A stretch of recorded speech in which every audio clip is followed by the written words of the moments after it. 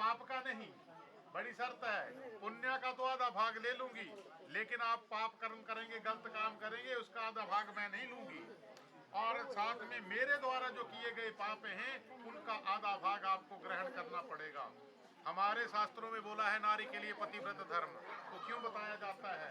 ध्यान से सुनिए माताओं, हमारे सुनिए सुनिए, बात नहीं करेंगे कोई नहीं।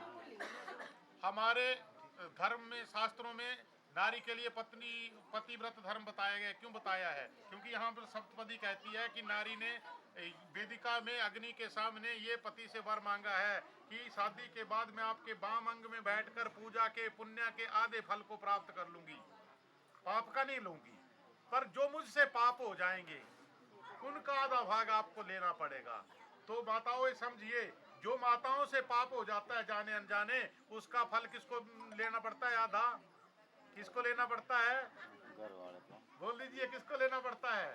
वो घर वाले को चला जाता है, पति को चला जाता है। और जिस पाप के कारण पति के यश में कमी आ जाती है, आयु में कमी आ जाती है, आरोग्यता में कमी आ जाती है। इसलिए हमारे शास्त्र कहते हैं नारी का धर्म है वो पतिव्रत धर्म का पालन करे, ऐसा कार्य करने से बचे जिससे कि पति को पाप का भागीदार ना बनना पड़े। तो इसलिए कन्या ने यहाँ कहा कि मैं आपके पाप का भाग नहीं लूंगी, लेकिन आपको मेरे पाप का आधा भाग लेना पड़ेगा। यदि आपको मेरी ये शर्त मंजूर है तो फिर मैं आपके वाम अंग में बैठने के लिए पूरी तरह से तैयार हूँ।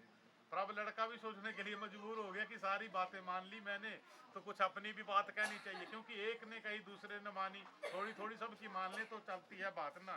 तो लड़का कहने लगा बात तो ठीक है तुम्हारी, पर मेरी भी बात सुन लो अब लास्ट में। तो क्या कहा? आदौ धर्मधरा कुटुंब सुखदा तथ्य प्रिया भाषिणी क्रोधालस्या विवर्जिता सुखकरी नित्यं वचकारिणी पित्रोर्मे उपचितहु रथात भगनी प्रेमार्धचिता तथेतेवं सर्वगुणाली भूषित तनु पाल्या भवित्री मम।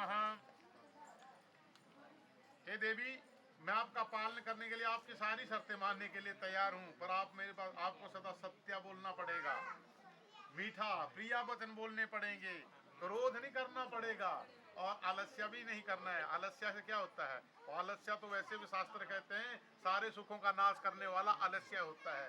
घर में कोई पति ने कहा पानी पिला दो, खाना पिला दो, तो पत्नी ने कह दिया मेरे से नहीं होता, तो ऐसे नहीं चलेगा। बोले ऐसा नहीं करना पड़ेगा, ठीक है ना? मेरी बात माननी पड़ेगी, मेरे माता पिता का भी आदर करना पड़ेगा, बहन का भी आदर करना पड़ेगा, और परिवार कुटुंब का भी। यदि आप इन बातों को मानने के लिए तैयार हूँ तो मैं आपका सारी शर्तें मानने के लिए तैयार हूँ, पालन करूँगा। और थोड़ी सी कुछ बातें और भी हैं।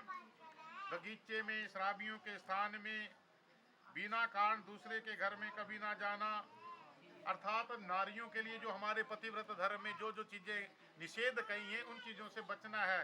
जैसे पर पुरुष के प्रति मनोभाव रखना, व्यर्थ गाना बजाना, हंसना, व्यर्थ के कार्य करना, वो आपको छोड़ने पड़ेंगे। क्योंकि गृहस्थाश्रम में अपनाने जा रहा हूँ, पत्नी के बिना गृहस्थाश्रम की कल्पना ही नहीं की जा सकती। गृहस्थाश्रम तब बनता है जब पति पत्नी दो मिलते हैं। इसलिए हे देवी, यदि तुम मेरी इस शर्त को मानने के लिए तैयार हो तो मैं तुमको वाम अंग में धारण करने के लिए तैयार हूँ और तुम्हारा भरण पोषण सर्वस्व करने के लिए तैयार हूँ। हाँ जी बेटी, तैयार है? देख लो, आप शर्तें हो गई, फिर कल कोई बातें माननी पड़ेगी, ठीक है ना? तो मान लीजिए। तो अब उठेंगे और